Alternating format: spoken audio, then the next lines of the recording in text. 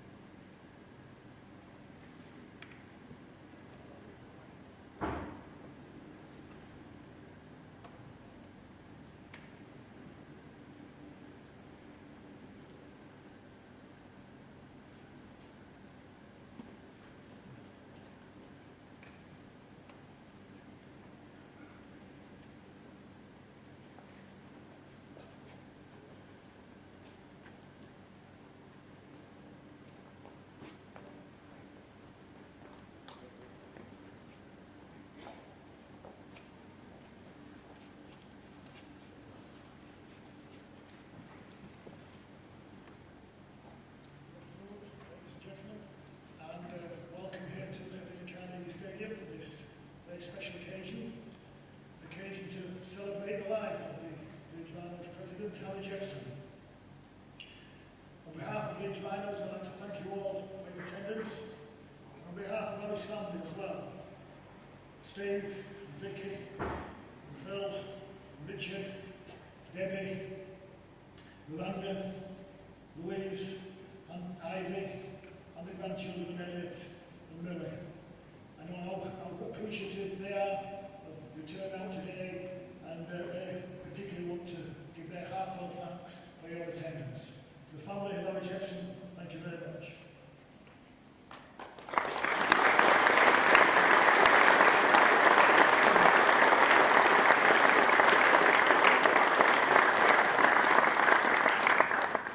I'd now like to introduce the Reverend Steve Mitchell.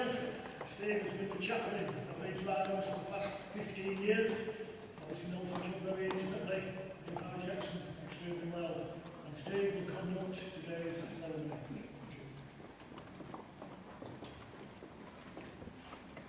Would you all like to sit down, please?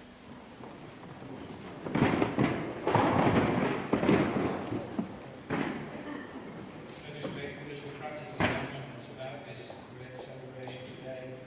Please would you stay sitting down throughout the whole ceremony, apart from the last hymn, Abide with me, and then would you stand for that?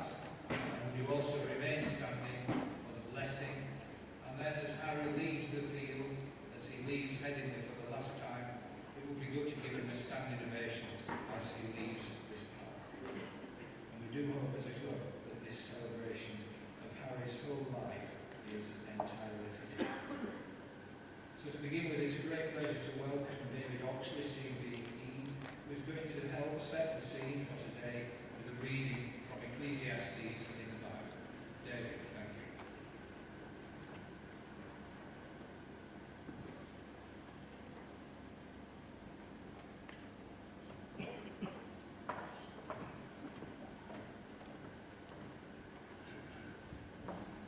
There is a time for everything.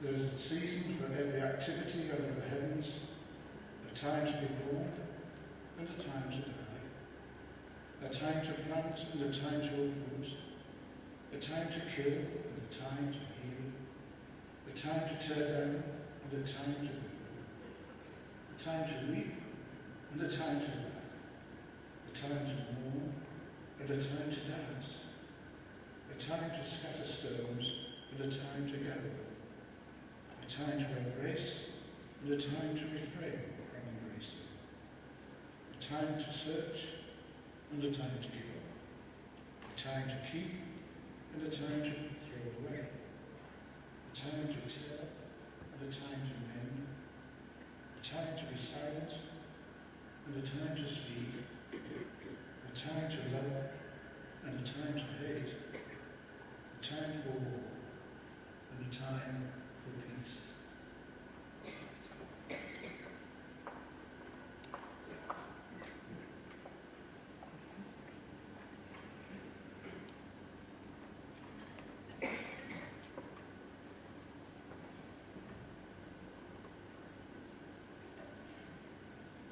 We're very pleased indeed that you can be with us today, Lizzie, to help us with these great celebrations. And now I'm very pleased to invite you to come and sing to us, Jews.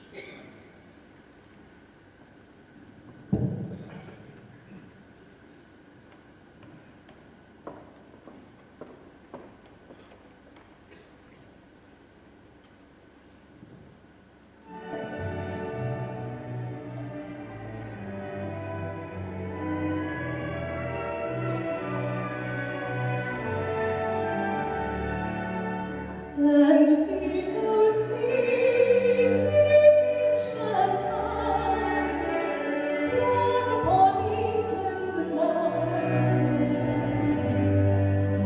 and as the holy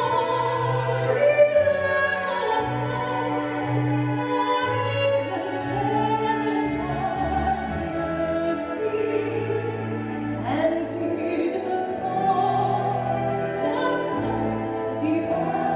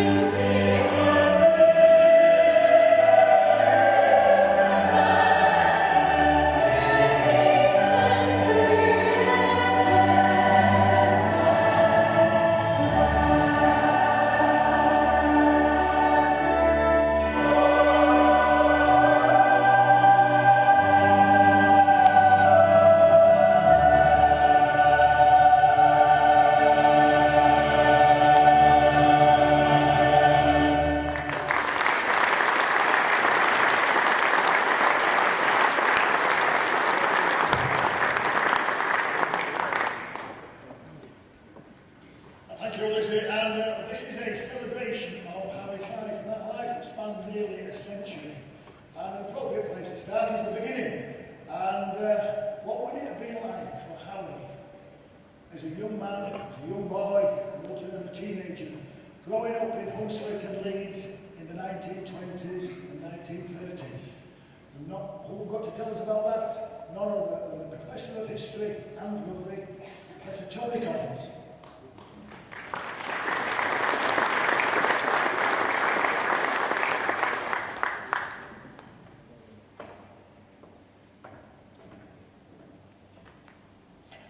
Thanks very much, Gary. It's a real honour and a privilege to be here to mark the life of Harry Jepson. How do we measure a man's life? Not by his power, not by his influence, and certainly not by his wealth. In Rugby League, we measure a man by his character, by his service to his community, and most of all by the size of his heart. By any of these measures, Harry Jepson was a giant amongst men. And he led that growing up in Hunslet in the 1920s and 1930s.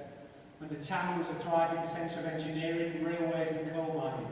It was known as the workshop of Leeds, and Rugby League was its lifeblood, the symbol of everything that Hunslet stood for. Harry learnt the importance of character, honesty, straightforwardness, and standing up for what is right, for his family, his school, and the men and women that lived alongside him in Hunslet. And when he became a teacher and a Rugby League administrator in later life, he passed those values on to his boys and the young men, as he served the community and his game. He was born in 1920 in a back-to-back house in Thwaite Gate in the heart of old Hunslet. His dad came back wounded from World War I and worked as a tram conductor. In 1922, the family moved to Leicestershire Street on the newly built Middleton Council estate.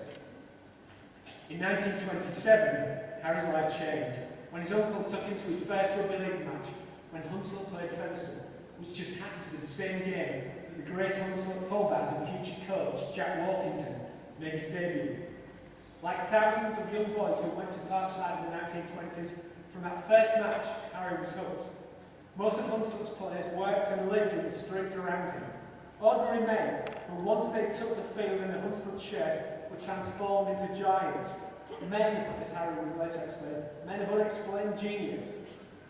As a schoolboy fan, Harry never missed the chance to chat with his heroes in the shops, or on the buses, or in the streets. In 1934, he went on the first ever school trip to the Challenge Cup final at Wembley to see Hunslet play Wickers. Hundreds of boys left on the train at 7 a.m. in the morning from the old Leeds Central Station, complete with their packed lunch and a packed tea for when they arrived back at 12 o'clock at night. The boys and Harry were elated when Huddersfield won the cup, even though they ended the match with just 12 men. As part of the lap of honour, Captain Jack Walkington brought the cup over to the schoolboys in the crowd, and Harry managed to touch the Challenge Cup for the first time, but it would not be the last time. On the Monday night after Wembley, he was there in Wellington Street with tens of thousands of others to welcome the team home as they arrived back at the old Central Station. He walked all the way back to Hunslet with the team that night as they took the trophy to each and every pub on the way back home to Parkside, but he swore he never touched a drop. In those days, Hunslet and Leeds vied to be known as the best team in the city. In 1938, the two clubs came face to face for the first and only time in the Championship final. The demand for tickets was so great that the match had to be switched from Bellevue in Wakefield to Ellen Road, and 54,000 people, including Harry, turned out for it, the biggest crowd that Ellen Road had witnessed up until then. Once again, Hunslet played much of the game with just 12 men, when Matt Thompson, their goal-kicking hooker, went off injured. And Jack Walkington, again the hero of the hour, dropped a goal from a penalty to seal the game 8-2 in Hunslet's favour. It was one of Harry's most cherished sporting moments. And when I spoke to him 70 years later about this, he could still hear the excitement in his voice. Just 18 months later, World War II broke out, and in 1940, Harry was called up to the Duke of Wellington's regiment, serving in North Africa and Italy. When the war ended, he began what would become his wonderful career as a school teacher and a Rugby League administrator. Harry was the last of a remarkable generation of Hunslet-born men of that era. He went to school with the famous writer Richard Hoggett. He played rugby in the same Hunslet streets as the future Oscar-nominated actor Peter O'Toole and the playwrights Keith Waterhouse and Willie Tall. Harry was a man who embodied the living history of his community and our game. To shake hands with Harry was to shake the hand of a man who had shook hands with men like Hunslet Chairman Joe Luthwaite, who was there on the 29th of August 1895 at the George Hotel when the Northern Union was founded. Harry knew Albert Goldthorpe, Rugby League's first superstar, and it was not only the British pioneers of the game who Harry knew. As a 13-year-old, Harry had used his schoolboy French right here on the pitch at Headingley in 1934 to introduce himself as Jean Gabriel, the founder of French Rugby League. This was a man who touched history. More than any other person, Harry Jepson symbolised the heritage and spirit of our game. He embodied the character that Rugby League demands of its people. He served his community in the game wholeheartedly and selflessly, and as everyone who met him and knew him knew, he had a heart that was as big and as warm as the sun that shines over us. So when in the future people ask why we call Rugby League the greatest game of all, just tell them about Harry Jepson. Thank you.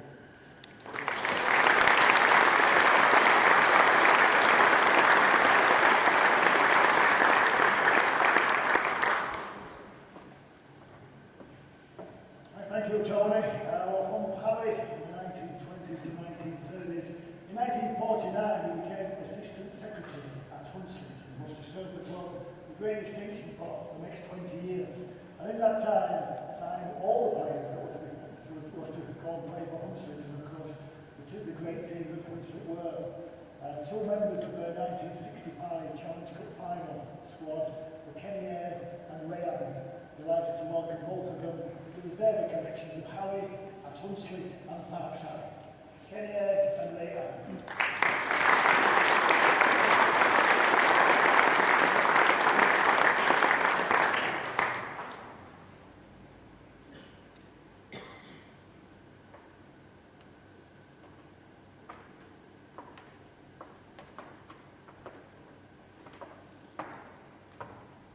The sun shines on the righteous. When Harry's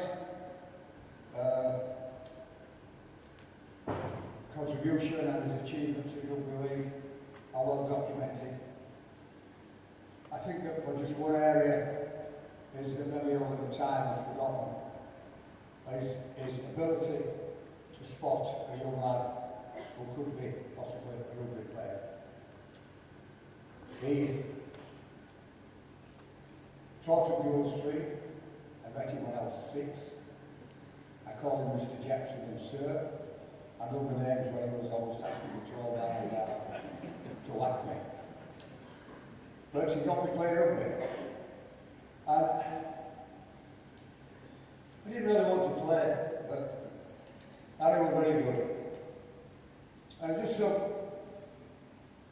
Mr. Collins has spoken about the youth in Rugby League is that here's some facts. In 1959 or 58-59 season, Hunslet played St Helens in the championship final at Oxford. In that squad of 15 players, no substitutes, there was 10 Hunslet schoolboy lads that Harry Jepson brought into the game. In 1962, in the Yorkshire Cup of the Second Division Championship side, there was 11 boys who started their Rugby League at school in under 11s, then on to 13s and under 15s, all signed by Harry Jepson. In 1965, on the squad of 18 at Wembley, 14 of them was Hunslet schoolboys. In 68, in the Leeds RLFC Wembley final against Wakefield, there were 7 players in that team on that field that day that came from Hunslet Schools Rugby League, signed to the game by Harry Jepson. In 1969, there was a championship final of Leeds RLFC against Castleford. Unfortunately, it's good memories for some, not for others, but there were 7 players in that league side that played and signed for Hunslet Juniors through Harry Jepson. He was a friend of mine who was a teacher of mine. I was with him 10 years. We did have some crosswords, but I can't repeat them now. But I shall miss him, and I shall smile at him at his humour. And I'll still thrill at some of the tales he used to tell them. Above all, I was so grateful that he was my friend. Thank you.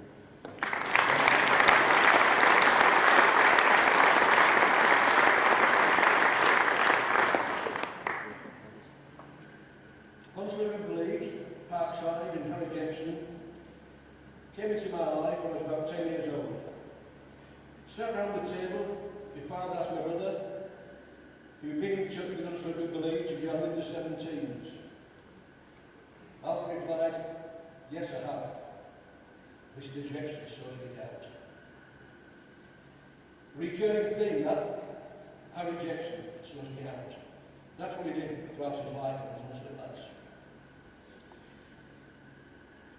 He helped me in my life in Rugby League and hundreds more. Not just on the rugby, away from the rugby world as well. He was brilliant what he did, always there to speak to. When we played for the junior sides of the split schools, the city of the city team, the county team, he was with us on that as well. Players good enough to go and get into their teams. He signed me at 16 years old, along with hundreds and hundreds and hundreds of kids from Hunslet, to be pushed through the Hunslet Rugby League team. Played so much part in our lives, years from 16 to 25, 25s, you know, helping us through with a lot of things besides rugby. Later on, we finished playing, one of us were motivated to go into coaching. Then again, that was how it would be.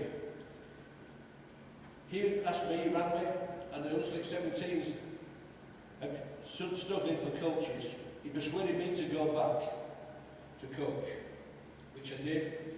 At the start of the coaching course, the coaching career, should I say that I've been happy to continue over the years. I'm still involved now in various committees, various clubs. Then again, I have to speak to Harry about various things. He was instrumental in forming the Hunslet Parkside Ex-Players Association. When approached by some of the ex-players to get together for a pint of pints as they put it in a pub, Harry replied, it's not good enough a pint of pub, leave it with me, I'll sort it. He did sort it. Booked a hotel in the centre of Leeds, and we've been here ever since for 44 years, with Harry as the president. That's what he did, again. He was a true loyal friend and an inspiration to so many in the Hunslet family. We've got to come today to say goodbye to Harry, but with all the memories and the time spent with Harry, he will never be forgotten. We'll be talking about him till our dying day, for what he gave to us all. When I look around here today at Headingley, and I think about Parkside as well, the years he has given to Rugby League and his family, and in Rugby League in general, is a tribute to a great, great man, who again I've been privileged to know for over 60 years now. I will never ever forget him. I'm sure I speak for everyone else who met him in his life. Thank you.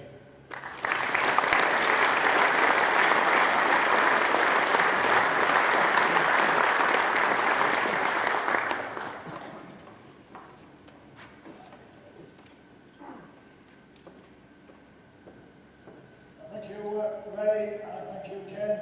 And Harry, of course, had a very distinguished career as a school teacher and a deputy headmaster. Four schools in particular, at Bewley Street, at Rodley, Cottingley, and then for 14 years as deputy headmaster at Clapgate. So what was Harry like as a teacher? Well, to tell us, two of his former pupils, Gary Schofield and Lady Ann Walker.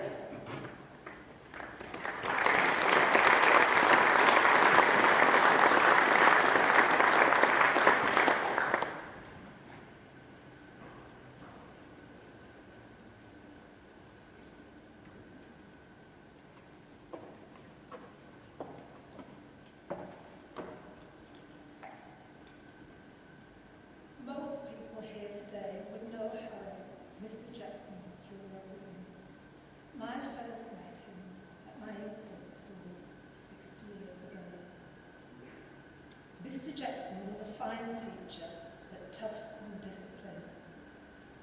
would admit when he first taught a class, he would quickly find the most timid boy in the room. Then, as he walked up and down the aisles between the desks, he would clip that boy around the head and think of today. It was a warning to all the naughty kids. They would think to themselves, if the teacher does that to him, what would he do to me if I stepped out of the room? My first encounter with Rugby League was through Mr. Jepson. He must have learned by my sewing teacher that I was excellent at sewing. So whenever I was in his geography lesson, he would send me to the stock room. There he would present me with a bag of newly loaned Hunslet Rugby League shirts.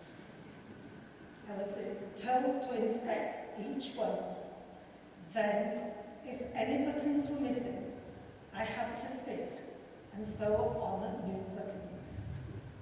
After which, the shirts were folded neatly so that numbers on the back were visible. That's always been my excuse for knowing little about geography. Another vivid memory of his PE lesson, I was about the age of 10. I was an early developer. My class were in the school hall, lined up in single file, dressed in gym knickers for the girls, shorts for the boys, white socks and black plimsolls. Mr. Jepson instructed groups of children to carry benches, balls, bean bags and skipping ropes into position for circuit training. As we scurried around the room, suddenly my name was called across the hall. I walked in trepidation up to Mr. Jepson. As I approached, he whispered to me, "That's your classroom. Put on a vest and don't come back to my Harry."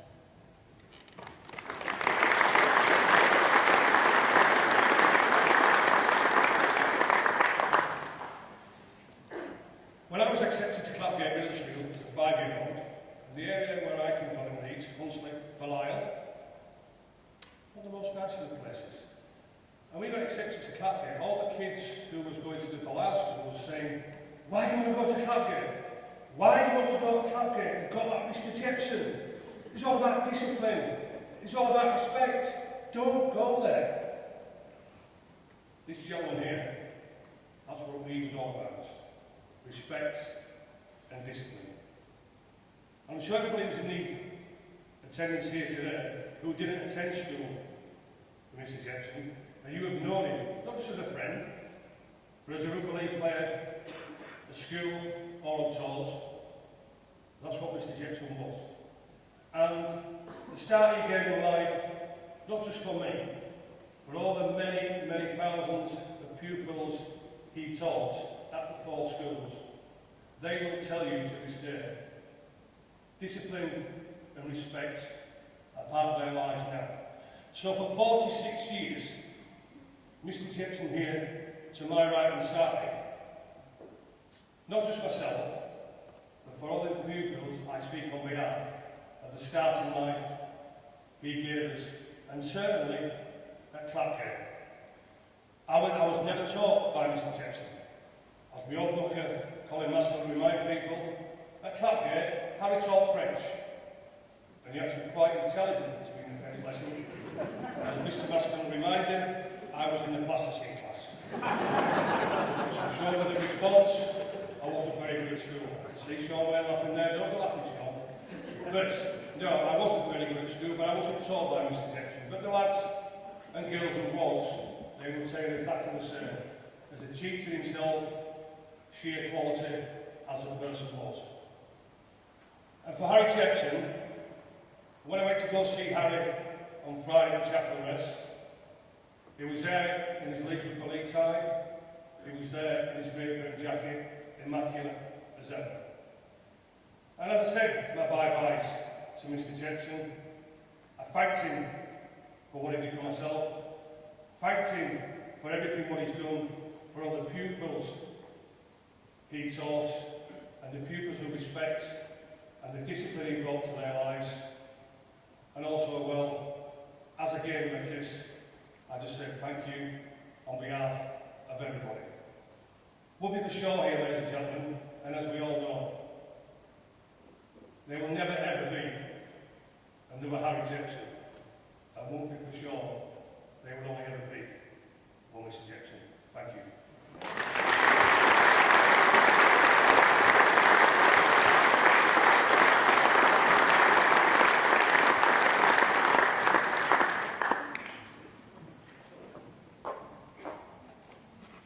And now we're just going to have a moment of reflection as we listen together to the song Fields of Gold, which is sung by Eva Cassidy. So we keep a moment of quietness and stillness as we have this short period of reflection.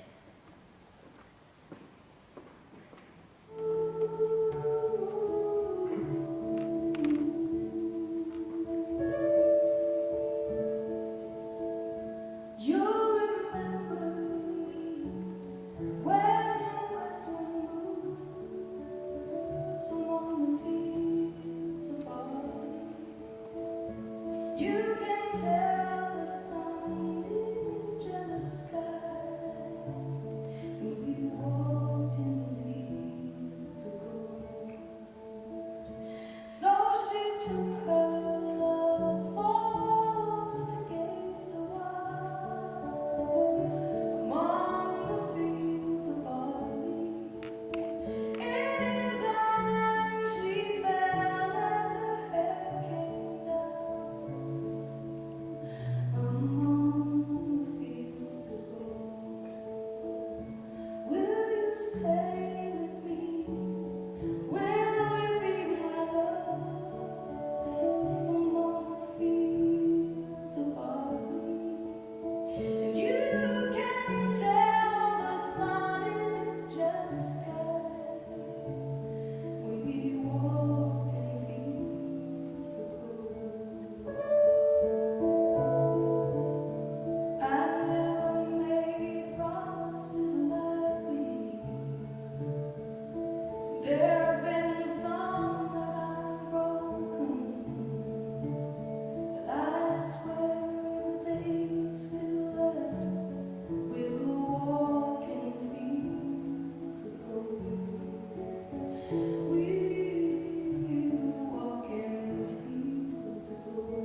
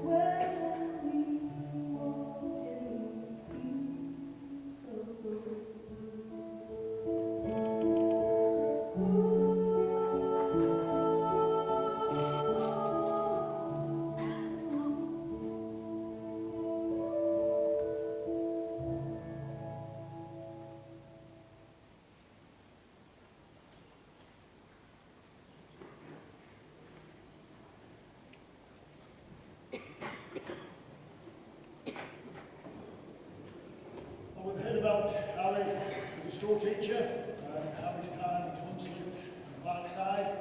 And what about Harry as a family member and Harry as a friend? And I welcome Ronnie Teeman and Phil Campbell.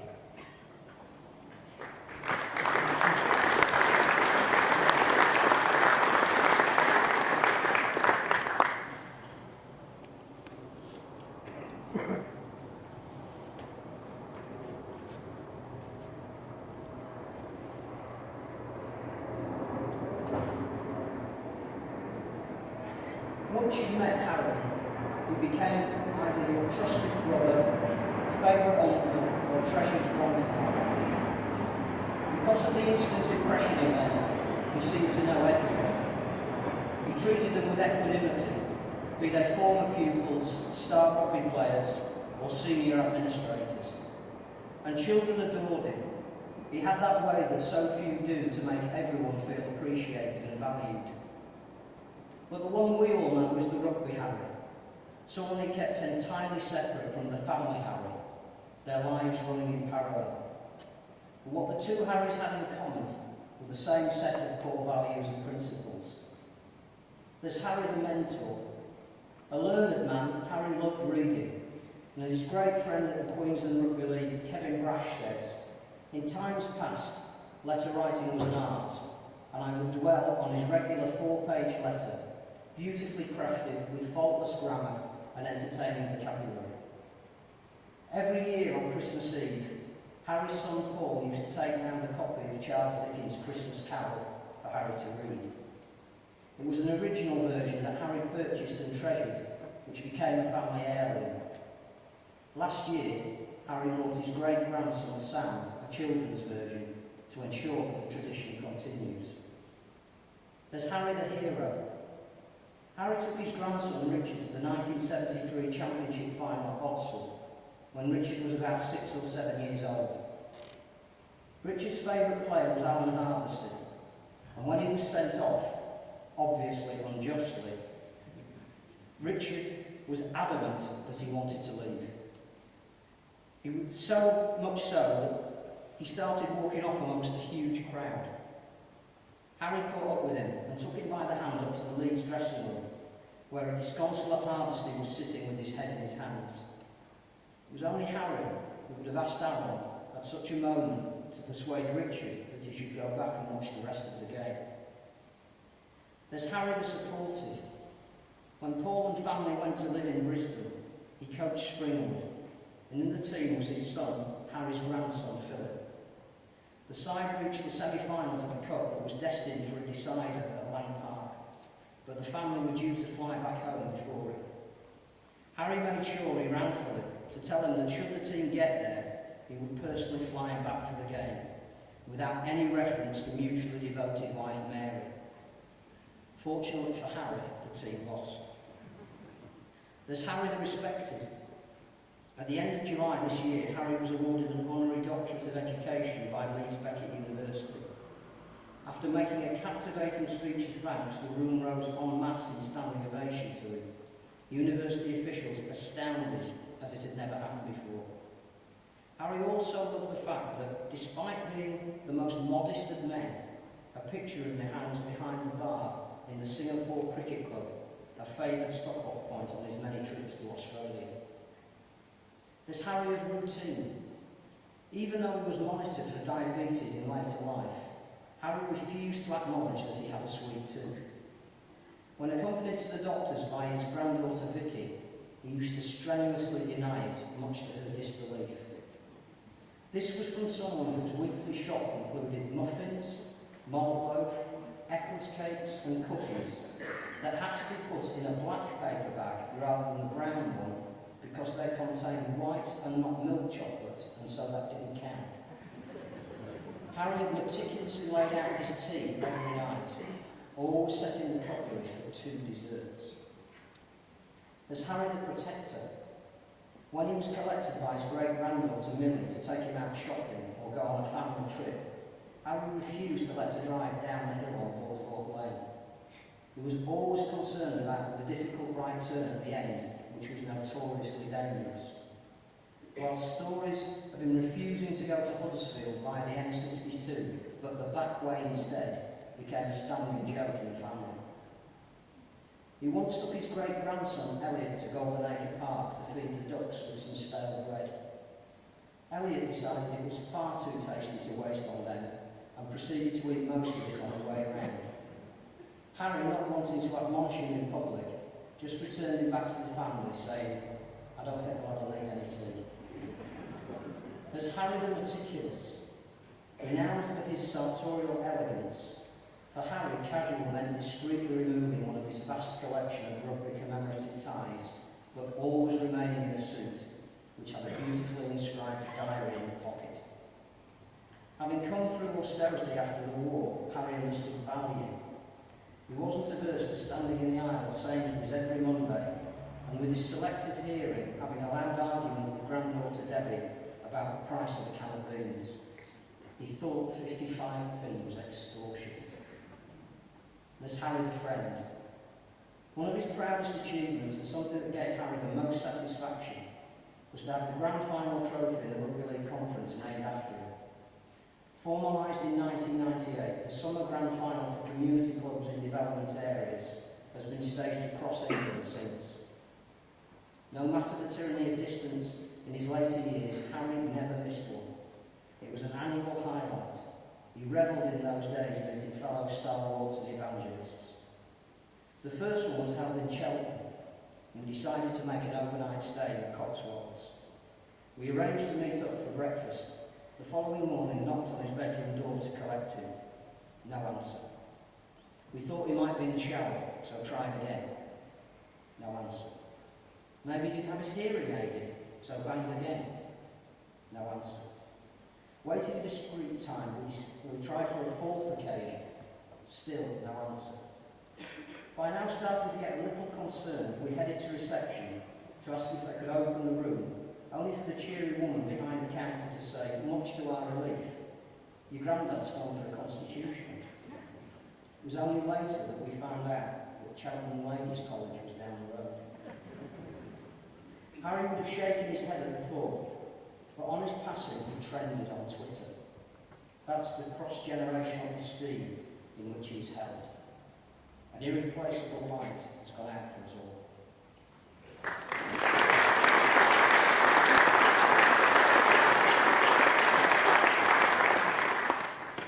Harry was a man who had golden rules. One of them, I recall, when you asked him for advice, was stick to what you know best. And Harry did that. A teacher and a Rugby League administrator. But I know not to recall that. I recall going to the races at Market Raising with him as the guest of a Rugby League director. And Harry confessed to me that he never had a bet on the toes in his life. I wouldn't know what to do, he said. I said, "Listen, Harry, I'll tell you."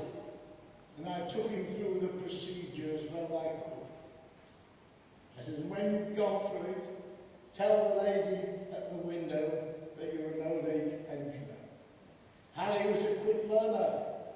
He went to the window and said, "Number 5 horse, £5 to win. And I'm an old age pensioner."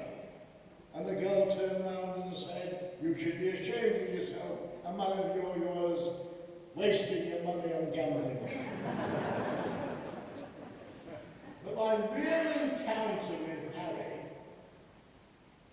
many years ago, possibly 55 years ago, was when I sat as a member of the Leeds and District Rugby League organisation, which met every Monday at the Church Institute in Albion Place, Leeds. And the significance was that the organisation believed that the closer to the deity we were, the more official would be our deliberations. And a regular attender before the committee for disciplinary reasons was Harry Jepson and the Hunslet Junior Rugby League Club. I see some of the miscreants here today. Shameless. And eventually the committee had no alternative but to suspend them from rugby leagues for 1 year. Harry was chastened but not flattened. He went over to Lancashire, won every competition he entered before returning to Leeds in triumph. That was Harry Jepson. Harry lived his life according to his principles. He taught us all that important lesson. In victory, be gracious, and in defeat, be dignified. That was a man who lived and breathed rugby league football all his life.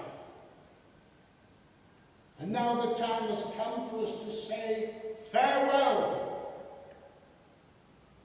knowing full well that he will be asked to account for his life here. The truth of the matter is this: he was blessed for knowing, and he will be told that it matters not whether you won or lost, but how you played the game. Farewell, dear friend. Farewell.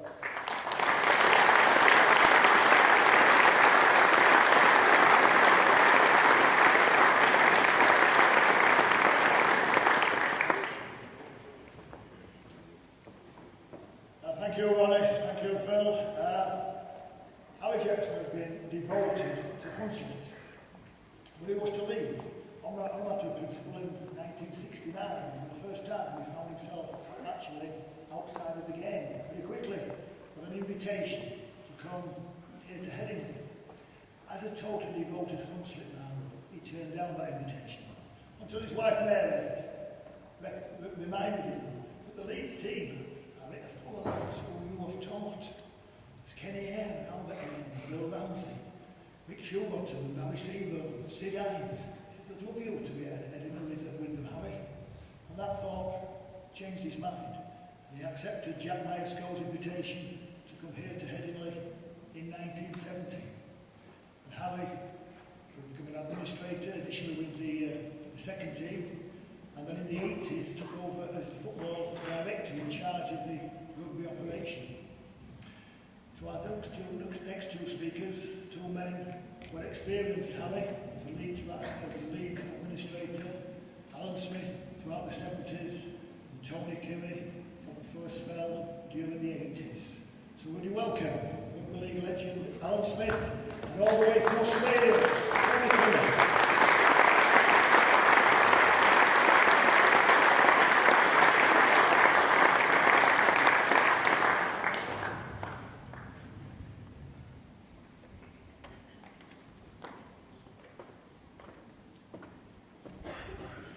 It seems Harry lived a wonderful, his 50 years, when he was 50 years old when he came to Leeds, he's lived a life already. When it was announced he was coming to Headingley to join the management team and the directors, I think the old faithful at Parkside were a little bit sort of disgruntled and dissatisfied, but and some of the Leeds lawyers, I'm sure, might have found that how's this going to work? A man so entrenched in Hunslet to join this team of Leeds, which in the 70s was riding on high, trusted away. He arrived at the club, and he was full of local talent, so which guys just said that all been taught by Harry. And he set about his new challenges, straight into the backroom staff, the A-team, he involved so much in that, and such was his knowledge and love for the game, he became so popular, with everyone. After training nights, he joined us in in a supporters club, captivating us with all the stories young people have told. It's amazing to us. He was like a living encyclopedia. This man knows so much. And as the 70s moved on, he enjoyed the success of the club with equal to in the 77, 72, 77, 78. But Harry was getting all this stuff together, and he was really becoming part of the establishment. So that as he moved forward into the 80s, his international connections, which we've all heard about, he formed a friendship with Joe Warren, and between them, they were to sort of play a very important part in the winds of change which were coming over our game into the 80s, which Tony will also continue where I left off. But we saw Harry recruit some great players in the 80s from down under to bolster our game, which and to increase the competition to our own rugby players, so we could try and combat the Southern Hemisphere's domination of the game. We were hoping John Atkey would be with us today, but unfortunately he's unwell. But John and myself have known Harry for over 50 years, and John, he really loved Harry and he viewed him as a father figure, but at the same time respected him as a true statesman of Rugby League. And after our careers were over, we'd enjoy meeting Harry in whichever event we went to, whichever dinner it was. It could be the annual Players Association, it could be the Lions dinners, and whatever it was, Harry was always there. We would always enjoy talking about the past, and Harry always makes me smile about don't talk to these ex-players for too long. But he was always there to talk about the game and the players and the joy that Rugby League has brought to our lives. And as I got older, I think an inspiration to everyone. How to enjoy past memories without staying too long in that past. How to accept and embrace changes in life. And always to see how he could always see the good in everybody and everything. And I love that about him. Eternally optimistic. But God's called time high, and we can't imagine not seeing him at Headingley at all. It's not Saturday, but he's had a wonderful life, and this world and this game is a far, far better place to have in it. Thank you.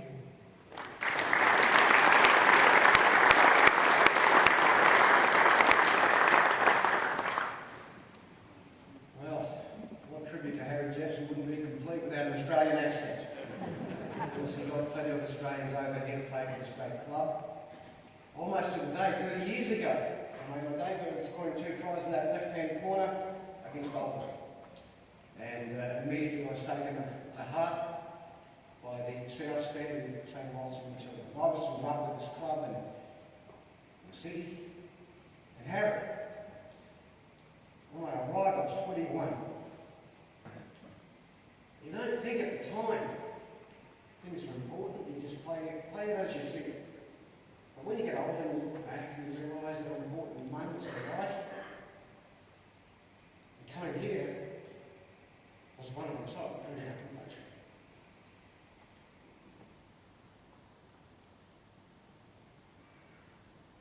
Harry made the transition from me being 21, coming across outside the world from Brisbane. I'd never left the country before. It was such a calming influence, and it really made me feel at home. I spoke all the time.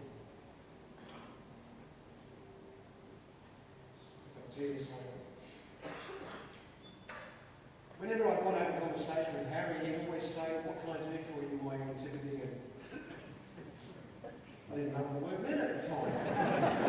So but Harry made well sure that I knew what an activity it was. We've had some great activities played in this great club.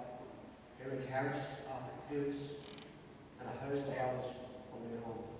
I haven't been part of a host of Australians and New Zealanders that came across and played for this great club. I'd say it's a turning point for me because back in Brisbane I was going nowhere. I was originally going to come to Wigan. Alex Murphy was coach, he got sacked, and I thought, great, I wanted to come there. And then Harry found me. Made the call and said, "Would you like to come over?" A little bit dirty because they spent the money on Garuda Airlines. We took hours to get here. Could have upgraded us to a better airline, I thought. But it was a long haul. And tomorrow, 30 years ago, I arrived at Gatwick Airport. We were picked up, I think, by Bill Carter, transported up here, and Leeds were playing Featherstone away. And we weren't expected to play, of course, but we were expected to drink after the game. That was my first initiation, and then they said, boy, you're going to play on the wing on Sunday. And it all happened for me from there.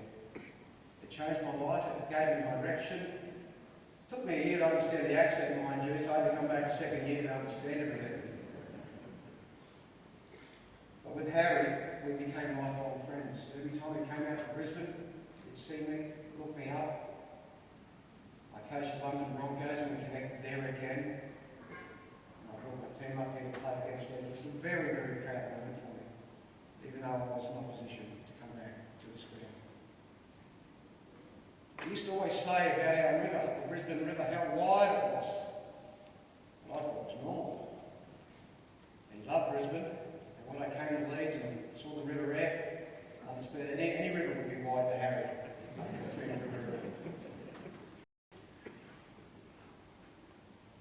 I've had a marvellous career.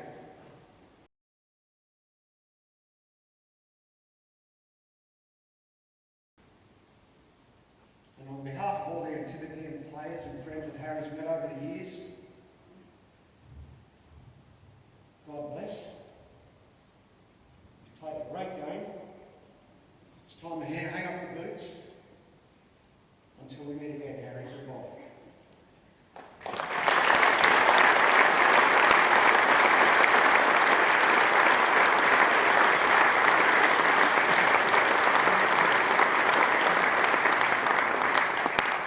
Thank you, Alan, and thank you, Tony.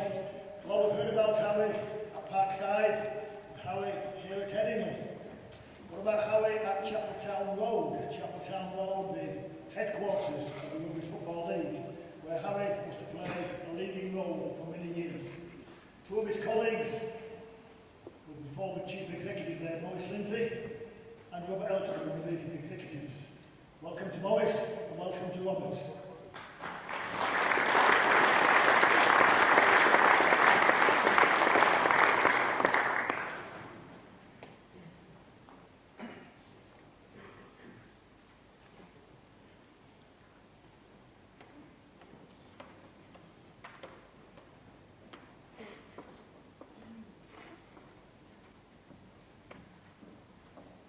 Sorry about the limp along.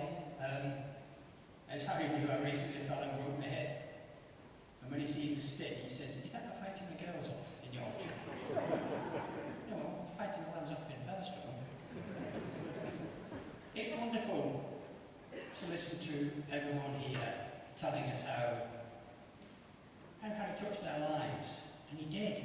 He touched all our lives. And he had that ability to have a strong personal relationship with so many people, not just throughout the UK, but throughout the world. In a moment you'll hear from Robert how they had a special friendship based upon their long stay at Paris Saint-Germain, which was very important to the Rugby League at the time. And I saw him get such respect in Australia, which you just heard Tony tell us about. He had the ability to love rugby league wherever it was played. Everyone said that Papua New Guinea was a hard place to go to. Harry loved it. He just loved the culture. He loved the rugby league that was played there. And I must tell you a little story. As you know, the Rugby League Board of Directors was formed by Bob Ashley, a really dear friend of Harry's, in the 1980s. And 6 of us, Bob, David Oxford, myself, Harry, Joe Seddon, God bless Joe, we used to occasionally go to international board meetings around the world. And Harry had this great idea that we would come back the western way from Australia and New Zealand, which meant going through Hawaii and Los Angeles and back to London. And myself and Joe and Harry wandered down into Hawaii, and it was quite bustling, and we lost Harry. Completely lost him. Now Harry reached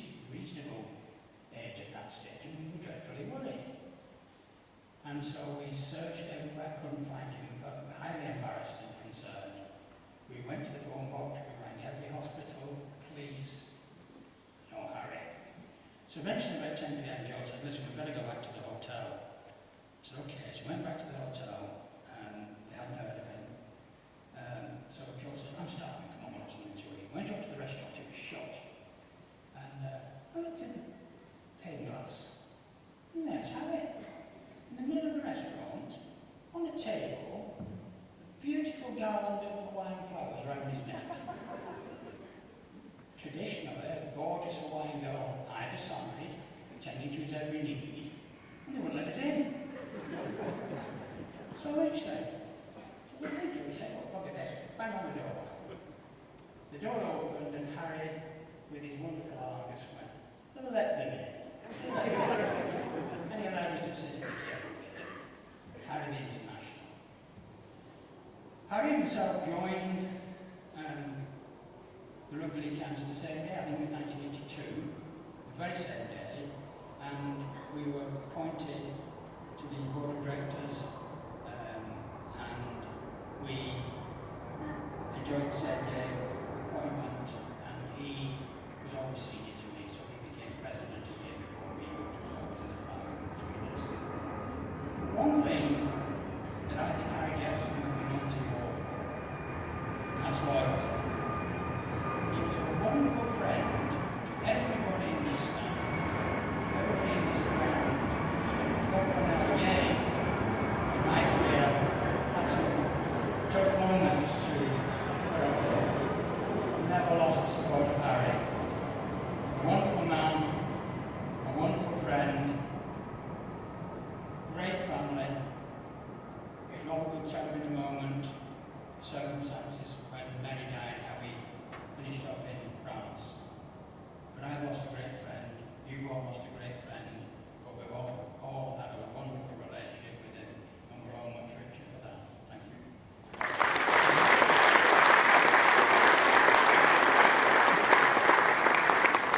Leslie Morris, and I don't know if he was contending with the latest Aguaruna flight coming in with the latest crop of players to Leeds. As an overly keen young employee at the RFL, when the chance came to work in Paris, my hand shot up. A week or so later, I was left wondering what I'd done. Morris here reassured me. He said, I've got just the man. I'm sending you Harry. Thinking, who's Harry? Enthusiastically, I thanked Morris. But I have to say, when I went up to Charles de Gaulle Airport a couple of days later, and the doors opened, and a man in his mid-centres appeared, I did mutter a few words under my breath about Morris. I'd like to say that Harry and I, in some nod to our shared predicament, greeted one another in French. I might have just mustered a few words from my school textbook. I graduated from the plasticine class the year before. Harry, much better than me, might have been able to send in a tank command. Remarkably, his French was learnt in Second World War North Africa. But the dream team had arrived in Paris. I got absolutely nothing to worry about with Harry. Harry arrived in Paris with a spring in his step, a sharpness in his mind, and a determination to get the job done. He brought absolute inspiration, wise counsel, and the diplomatic skills that we needed to steer our way through a new club in an alien city and all the odds stacked against us. The best moments we relaxed at the Bar Central in Bougival. The hours we spent there were full of his mischievous and infectious humour and the wonderful stories of a life well lived, well travelled and well read. As we've already heard, Harry, like so many before me and so many after me, took me under his wing. We became good friends, and like good friends we teased each other relentlessly. Me telling him how much he clearly regretted not joining a proper club like Cass after he left Hunslet. Me realising it was the Cass fans that actually had all the regrets. Above everything, Harry was a people person. He loved nothing more than meeting people and getting to know all about them. And it was that wonderful attribute that provided him with the content for those fantastic stories. Harry's youthful and enduring enthusiasm for his friends, for the game, and for life should set a benchmark for us all. And I feel incredibly privileged to have known him and to have had him as a friend. Every single moment I spent with Harry was a joy and a delight. Chapeau, Monsieur Jepson.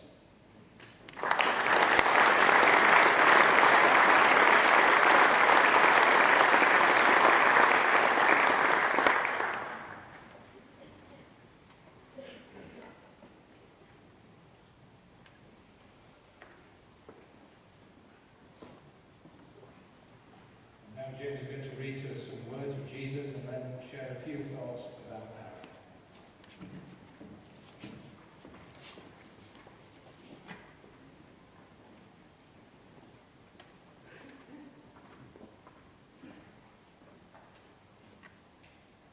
This is from John 14, verses 1 to 6.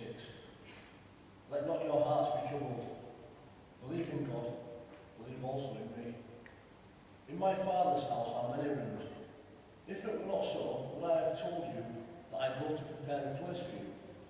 And if I go and prepare a place for you, I will come again and I will take you to myself, that where I am, you may be also. And you know the way to where I am going. Thomas said to him, Lord, we do not know where you are going. How can we know the way? Jesus says to him, I am the way, and the truth, and the life. No one comes to the Father except through me. I have to say, it's an absolute honour and privilege to be able to speak at a celebration. A person like me, talking about a legend like Harry Jepson. In fact, today's event actually reminds me of a lesson that Harry once taught me a few years ago, at the memorial of great coach here, Graham Murray, where I went along with a piece of A4 paper and I stood and read from it about how Graham Murray reminded me a little bit of John the Baptist. Rugby League and my Christian faith being both the foundation and the vehicle on which I live my life. Quite often marry the two together. And John the Baptist was the great prophet that paved the way for the coming of the Lord, the Messiah, the promised King, Jesus Christ. And in many ways, when Graham Murray come Headingley, he paved the way, laid flat what had been quite a rocky mid-90s, and laid the foundations for what was going to be that golden decade, the golden generation. Some of my young kids, my friends, Kevin Timothy, down at Byron Borough. And after I finished, Harry Jepson came over to me and he says, Jonesy, what are you reading from that piece of A4 paper for? I said, well, Harry, I was nervous. He said, Reverend, I didn't want to make any mistakes, get anything wrong. And he says, well, I liked what you had to say, Jim, but I prefer it when you speak from your heart. A little bit like what Ronnie said about Harry teaching people to do what they did best. Now for me, for those who know me, I spend the majority of my time off the field trying to evangelise both my faith and Rugby League. Quite often I'm privileged to do both at exactly the same time. Now when I want to evangelise my faith, I look to Scripture and I look at the great patriarchs, Abraham, Isaac, Jacob, right through Moses, talking about how King I understand the way to live a perfect life, a godly life. Now I can't be perfect because my Saviour's done for me. Now when I want to think about how the best way to evangelise Rugby League is, I can't look any further than this gentleman right here. If I was to put a Rugby League patriarch in motion now, an example, Harry Jepson. He's the finest example that I've ever come across. In fact, I have to think about what Harry Jepson would have done if he'd have been in Galilee 2,000 years ago. I reckon if he got to Jesus Christ and just reminded him of the fact that having picked 12 disciples, including himself, he had a perfect amount of ability. A lot of people have talked about Leeds, they've talked about Hunslet, and I actually came to LS13, which I like to call Brownlee, who might call Broadway, the posh end of Brownlee. And he actually taught there in 1961. I was at a governor's meeting last Monday, and an elderly teacher, ex-teacher, retired teacher, came up to me and said, Jamie, I've got to tell you about a story about Harry Jepson. Never heard it before, I didn't even know he'd taught in Brownlee. And I was mesmerised by what he had to say.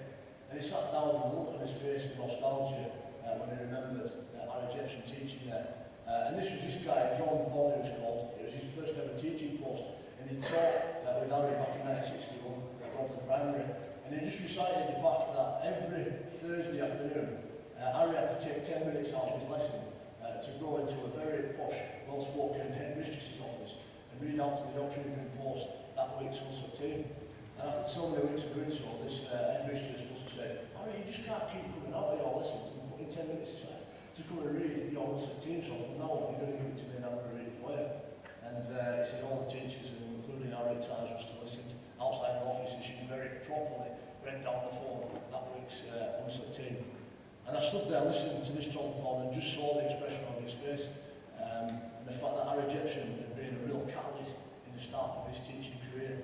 I just thought to myself, what a wonderful man not only has been special to us guys in Rugby League, but also has been a shining light, a shining example wherever he went, both Rugby League and obviously in teaching.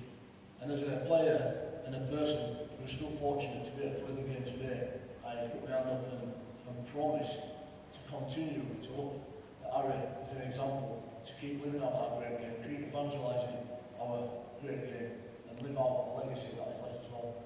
God bless you, Harry.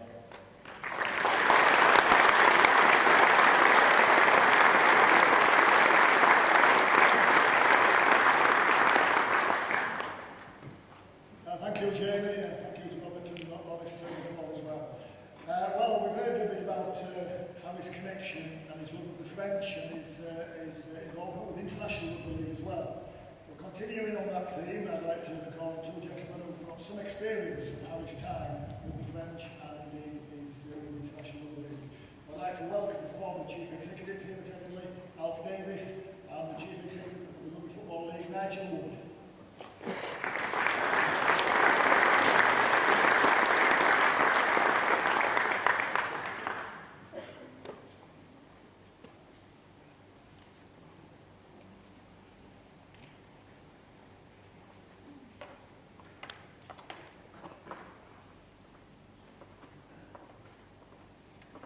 Good morning, I should have said good afternoon now. I think I was at the last laugh because we did have quite a bit of banter whilst I was at Leeds, and I think he would say he saw the running order for today. What who's picked you? Probably from Lancashire to speak from. Like an alien, mate, and he sat me in the sun for a good hour plus now. And I'm running out today. But no, wonderful man. I mean, you stand here, you look around this pitch, and it goes through my mind all the great players I've seen over the years. And the great magic moments in sport, when you attribute the word legend to players, usually, because after all, the game is about the player. But every now and again, as one comes along who goes beyond that touchline, and he's there. I came in 1988, I think, yes, 1988, as the first chief executive of this club. A bit daunting at the time because my very first day was a board meeting and there were some big hitters around that table, I can assure you. But I had met Harry prior to coming here and we got to know each other, so I felt comforted by knowing somebody within the boardroom who could say it'd be all right. It's for others to say whether it's all right or not, but Harry was a great help.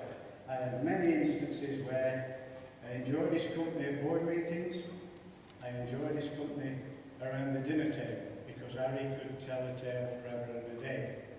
And we did achieve 2 Wembley finals in the 90s, and Dennis Freeman was the chair at the time, and he organised a meal for the directors and the wives on a Friday night, and the guest speaker both of these occasions was Harry Jepson. And let me tell you, the stories he told, I could regale you. Some of them I wouldn't dare mention. In the main, they were good stories. But when you come to a place like this, you imagine great things happening, because it is a great club, this one. You look at it and you never think you'll have a problem with language. I certainly didn't. The only inkling of that a few years earlier was Sean Wayne came to join us, and Colin Master approached me and said, "Oh, Sean's back leader, but we can't tell what he says." "What do you mean?" He said, "He keeps saying he's cramped. What does he mean?" Well, I explained that's a good Wigan phrase to mean he's hungry. So that leveled that. So I thought, with that's the only difficulty with language, then we've no problem.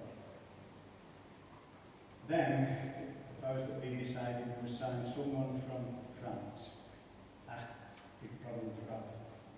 Because in Newbridge, where I came from, French was certainly not on the curriculum. So we needed an interpreter. No, take Harry. Well, I carried the bags out, and I carried the bags back 2 days later, and I promise you I never said a word. He was absolutely brilliant, and I'll never forget, in those days, just coming into the professional era, the guy in question was Patrick Onta. He was playing in France, and he had a job with the fire brigade, fire service. Well, normally, boy, he'd sign a play, he'd agree with the club, and the deal's done. In France it's different. We have to go to the mayor. Have I said that right, David? Yeah, the mayor. Harry not only did the deal to get Patrick here, but the hallmark of the guy thinking beyond his career here was, I'm concerned that when Patrick's finished at Leeds, he has a job to come back to in Headingley. That took longer than persuading Patrick Contact to come to Leeds, naturally. And Harry, I just sat there and listened it all. In fact, somebody said bonjour, and my man was miles away, and I did say Bob's dear, so that's where I got from there. So I was slightly wrong side of the act. But Harry Jepson, on that day, there's so many facets to him, that weekend I should say, just never ceased to amaze me. I have a million stories to tell about Harry. But that one epitomises what he had. He had so many strings to his bow. And I can well see where Maurice Lindsay had such a great friendship with Harry. Because he would, like me, take advantage of his great skill with the French as well. Alluded to. So I would just say it's been a privilege to come back here again today. Again, Harry, I'm sorry about that. I didn't really suit you to get on this platform. But you were great for me, and I thank you for having me today. I'm lovely to see so many people again. God bless. Thank you.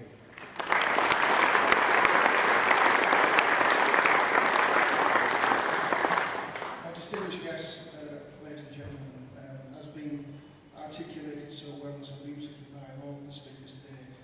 Harry had a lifelong passion for our great sport of Rugby League, engendered originally in Hunsford, transferred across to Leeds, but throughout that and ever present was his love and passion for the development of the sport internationally. And on the sad news of his death, which coincidentally was August the 29th, the very day of that meeting that we referred to earlier on in 1895, with a degree of irony, we received messages of condolences from around the world. None more so than from his numerous friends in France. And in working out how to capture his love affair for France that has been articulated well by our brothers, I can do no more than actually communicate a message received today from Carlos Zalduendo, who until recently was the chairman of the French Federation and indeed another director of the International Federation.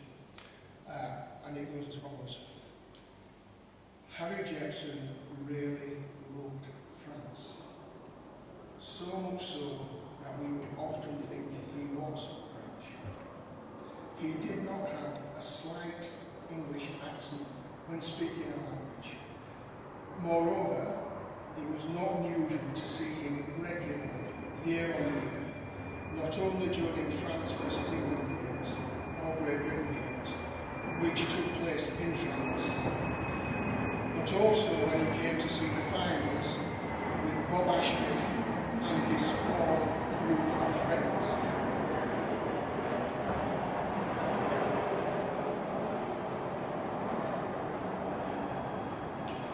For him, these games were an opportunity to see his French friends. He did not hesitate to go to Perpignan, Carcassonne, Albi, Toulouse, Villeneuve, Avignon on the train. What was great is that he found friends everywhere. The French loved to listen to him and his stories about the first air travel in military aircraft for international matches post-war. His gentleness, humour, kindness and love of Rugby League in France were unanimously appreciated.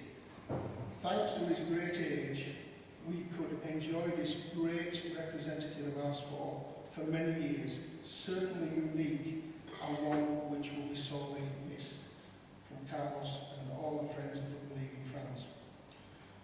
When the history of our sport finally comes to be written, there will be people, many of whom are in this audience, who achieved greatness on the field of play, scored tries, kicked goals, lifted trophies, represented the country. But when our history is written, the name of Harry Jepson will appear on numerous pages for his achievements within the sport and for the values that he promoted on which our sport is famous. Rest in peace.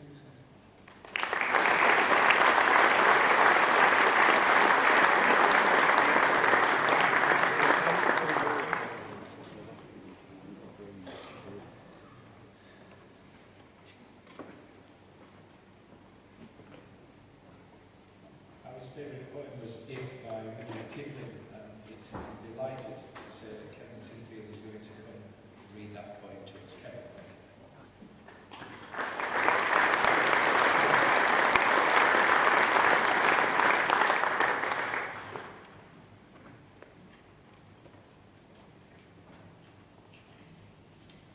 If, by Rudyard Kipling, you can keep your head when all about you are losing theirs and blaming it on you. You can trust yourself when all men doubt you, but make allowance for their doubting too. If you can wait and not be tired by waiting, or being lied about, don't deal in lies, or being hated, don't give way to hating, yet don't look too good, nor talk too wise. If you can dream and not make dreams your master, if you can think and not make thoughts your aim, if you can meet with triumph and disaster and treat those two impostors just the same, if you can bear to hear the truth spoken, twisted by knaves to make a trap for fools, or watch the things you gave your life to broken, and stoop and build them up with worn-out tools. If you can make one heap of all your winnings and risk it on one turn of pitch and toss, and lose and start again at your beginnings and never breathe a word about your loss. If you can force your heart and nerve and sinew to serve your turn long after they are gone, and so hold on when there is nothing in you except the will which says to them, hold on. If you can talk with crowds and keep your virtue, or walk with kings nor lose the common touch, if neither foe nor loving friends can hurt you, if all men count with you but none too much, if you can fill the unforgiving minute with 60 seconds worth of distance run, yours is the earth and everything that's in it, and which is more, you'll be a man, my son.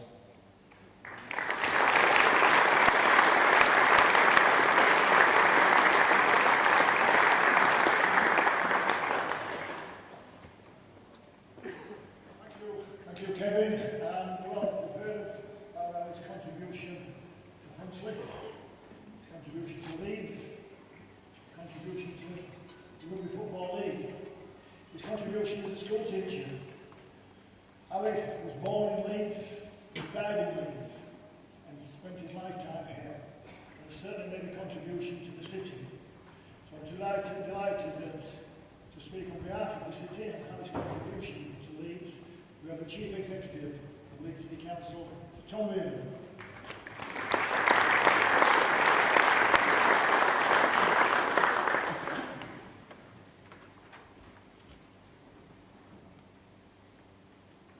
Thanks, Gary. It's an absolute privilege to be here today, and I speak on behalf of the Lord Mayor, all the councillors in Leeds, including the leader of the council and all the officers over many, many years. Harry Jepson is rightly remembered as a legend in the world of Rugby League, but he's also a true Leeds legend. His pride in both his sport and his city was second to none. Across 3 roles, he has done his city the greatest of services. As a teacher, as you've heard, Harry inspired thousands of young people in Leeds to strive for their dreams and their aspirations, helping them to attain the skills and knowledge they need for the future. Teachers like Harry support our aspiring doctors, engineers, artists and business entrepreneurs on a daily basis, and Harry showed just how important they are to the fabric of our city. And I've got to say, as a Yorkshireman who sat in French lessons, how good must he have been to get them to speak French in the right accent. As an administrator at Huntly, Harry took his enthusiasm for Rugby League and for the development of young people and oversaw the emergence of a wealth of talent that would go on to shine. We're reminded in an Olympic and a Paralympic year of the dedication, skill, commitment and passion that it takes to nurture an athlete or athletes, and the tremendous impact that the work of those people have not just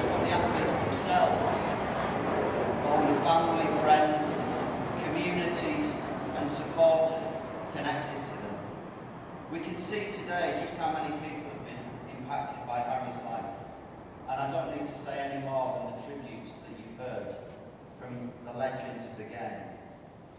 And finally, as a Rugby League legend and a legend of Leeds Rhinos, Harry was an exemplar of a sporting leader. Across a great many roles in Leeds and on the national stage, Harry brought people together in the sport, instigated changes and improvements that took the game forward, and strived to see it grow and develop. People at the top end of sport face enormous challenges.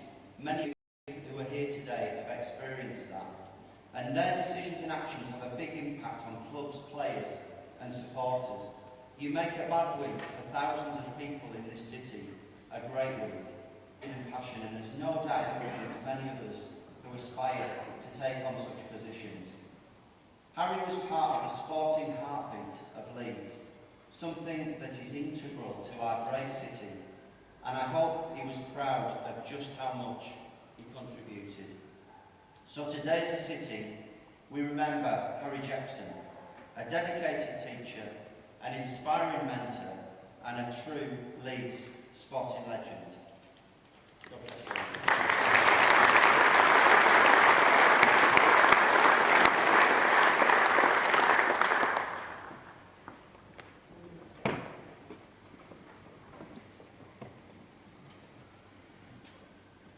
Former Professor of Theology at the University of Leeds, who became Bishop of Durham, the late Right Reverend David Jenkins, said this of God. God is. He is as he is in Jesus. Therefore we have hope. God is. He is as he is in Jesus. Therefore we have hope. Christian hope is born through the resurrection of Jesus Christ from the dead. Jesus calls us to life and to hope, not to death and to dying. In the reading that Jamie read to us, we hear something of that great Christian hope and life. There are very many 96-year-olds who, when they die, cause great shock and disbelief, as Harry has done.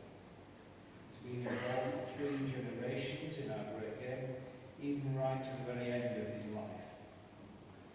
It seems perhaps that in Harry's death, part of Rugby League itself has died, for he was part of its very history. He was a most likeable man, as we've heard, great to be with, and it would be an honour to call him a friend. Rugby League was fully alive for him. He was also such a welcoming, caring and complete man. He had real authority and was under the authority of the game. A great master, but also a true servant of the game. He was a great listener. Not only would he listen to the words you spoke to him, but he listened to you as well as a person. And it's only people who really love and care about others that do that. He had a wonderful sense of humour, which we've heard much about. His life really lit up, didn't it, when he laughed? He had that sense of awe and wonder about Rugby League players, and he cared deeply about them. Not just their immense skill and gifting, but also about them as people. He spoke and lived with authentic authority. Similar to Jesus, he had authority, command and love. I remember in 2003 when we narrowly lost the Challenge Cup final in Cardiff. In the team hotel later, which perhaps wasn't the happiest place on earth, when I saw him, he had no small talk, but he said this with his full expressiveness. You know, when he had that full authority on him, just as though God was creating the world again. He just simply said, Steve, they can have tonight, and then it's Wakefield on Friday.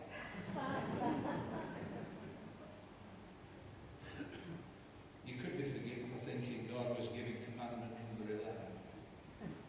But everything about Harry Jepson in that team hotel in 2003, body, soul and spirit, said that. All seemed to be conditioned and working together in perfect harmony.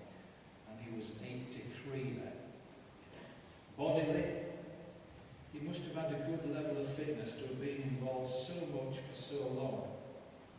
His soul, that seat of learning, his mind and emotions, his spirit, that intuition, conscience and spirituality, all seemingly conditioned and working together in perfect harmony. There was also a timelessness about Harry, something that just is. His ability to allow you to feel the reality of history as he related it, that couldn't just be interpreted as past or present tense. You could sense the very reality of that period of time. And that was quite extraordinary, wasn't it? God is. He is as he is in Jesus. Therefore, we have hope. Jesus promises there are many rooms in God's house and that he goes to prepare a place for us.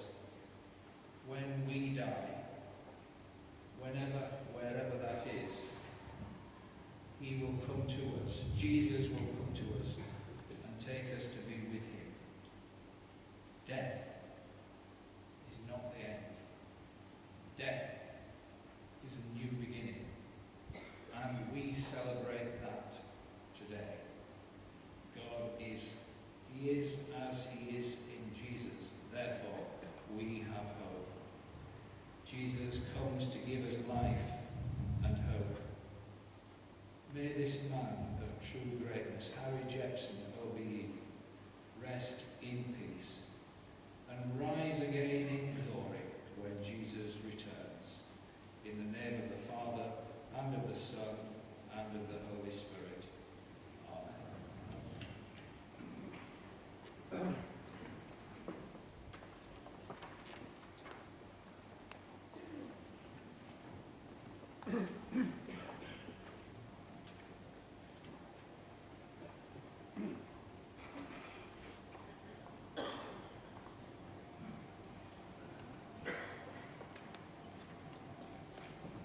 Now we're going to sing what has become the Rugby League national anthem. Abide with me. May I invite you to stand. Lizzie will sing the first verse. We'll invite you to join in the second. Then we remain standing.